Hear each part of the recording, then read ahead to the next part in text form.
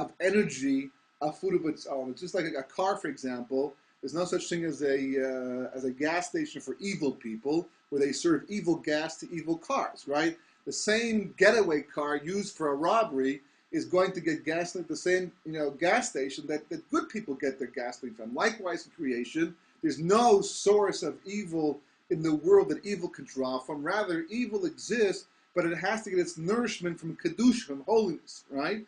So that's why, for example, you can't make a bracha in the bathroom.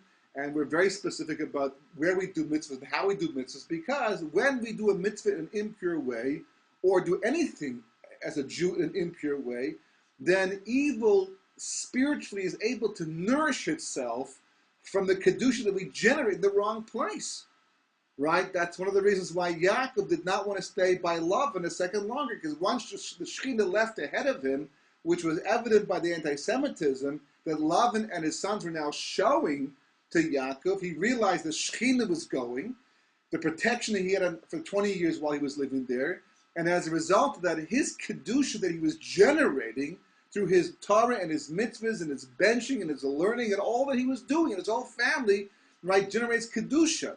But living in an impure place in Chutz La'aretz without the Shekhinah meant that they could now be young. There's a Kabbalistic concept that they could now draw spiritual energy and become replenished and even stronger. When evil is, becomes strong in the world like it is today, for example, which is evident by the fact that the Jewish people are being persecuted, where are they getting their koyach of kedusha from? It means the Jewish people are somehow generating kedusha in such a way that it's unprotected, which can only happen in Chutz La'aretz, says the Tuva Arts, right? And the Rizal, which means that the Shekhinah has moved on, and all the kedusha we're generating is strengthening the koyches of Rabbi, the koyches of evil.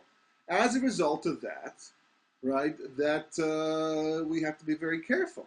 So Chumetz represents the koyach of Gvura. Chumetz represents the ability, so to speak, of the koyches of Tuma, the reality of spiritual impurity, to latch on to something that's holy and literally draw from it, and to nurse from it and become stronger, right?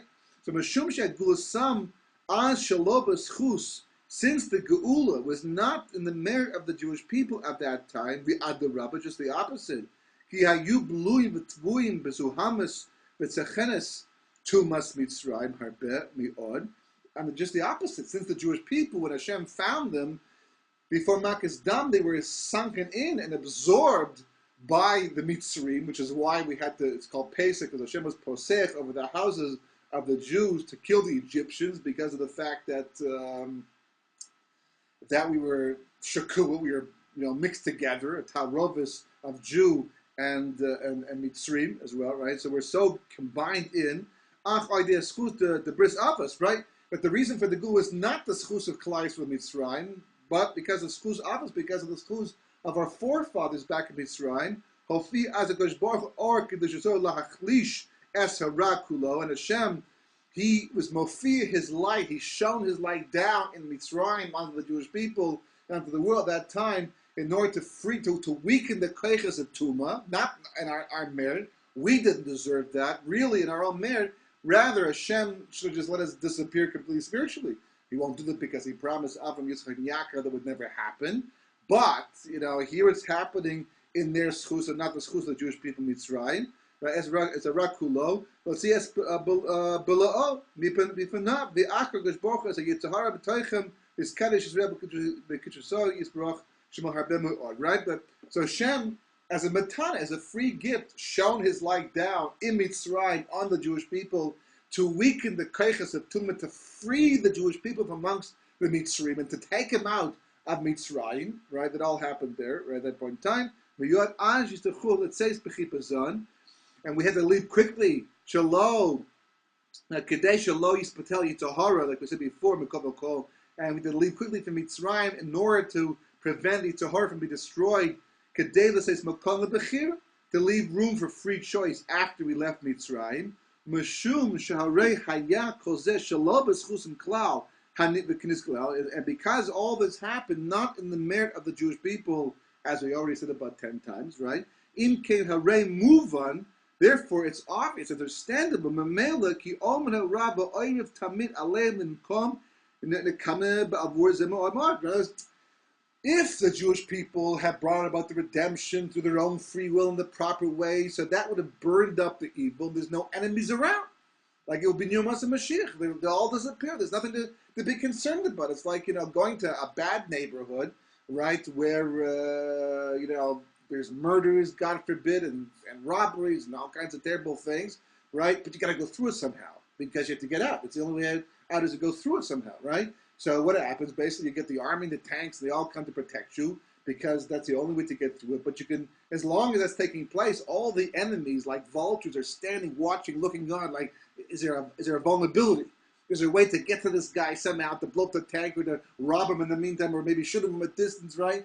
That's the way evil people work in the world. That's what it was like leaving Mitzrayim. The koiches of Ra, Hashem weakened them to free us, and He protected us, with the pillar of fire and all that, but nevertheless, they were still in the world because we didn't destroy them. Hashem kept them back as a favor to Abraham, Yitzhak, and Yaakov, and their descendants, but they were still there in the world. So therefore, they were like looking, is there a way to somehow latch on to the Jewish people and steal some Kedusha and become stronger? Some shit. No, not right now. But they're there. They're watching. They're just like praying, right? Not the way it would have been had the Jewish people, through their own Bechira, brought the light into the world and destroyed the evil, as will eventually happen in Yemos Mashiach. Right? So therefore, they're looking to take revenge at any moment in time. So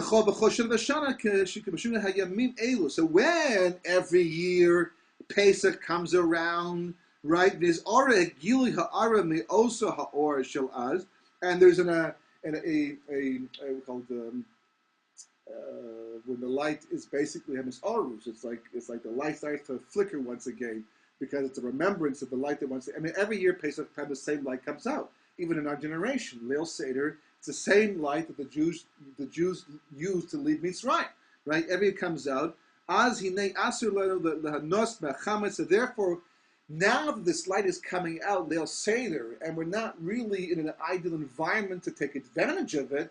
So therefore, we have to do the best we can in order to be able to ward off any infiltration for the koiches of Ra. And since Chumetz, bloated ego, represents the avenue, so to speak, it's a way for the koiches of Ra to exist, to manifest itself in the world. The Chumetz represents the manifestation of the gevuras, of the koiches of impurity in the world, which we can eat all year round because basically we're not living on the same level of spiritual purity, and also the light's not shining the way it shines in Little Seder. But come the week of Pesach, it's a special gilui of this light, of this ore, right? And the result is going to be, an attempt for the Koiches Atumah to latch onto this light and to be yonik from it and to get stronger because of it, and then to destroy Kedusha and take over the world, like all the conspiracy theories bring out. That's where this is the Kabbalistic basis of that type of a reality, which Hashem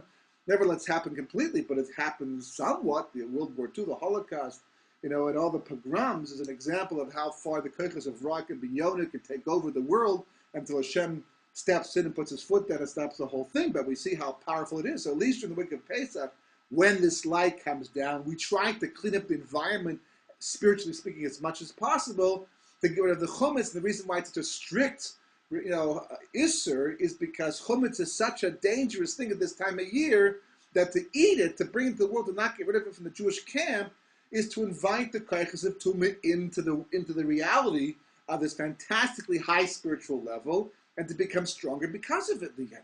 Right? That's what he says. Right? Even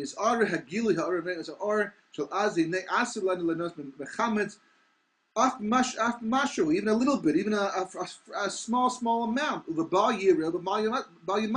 have this issue from the Torah of not even seeing it and not even finding it anywhere. Because chametz spiritually, kabbalistically flows from the reality of gvuras chazakim, strong gvuras, strong, tzimtzum, constriction of God's light.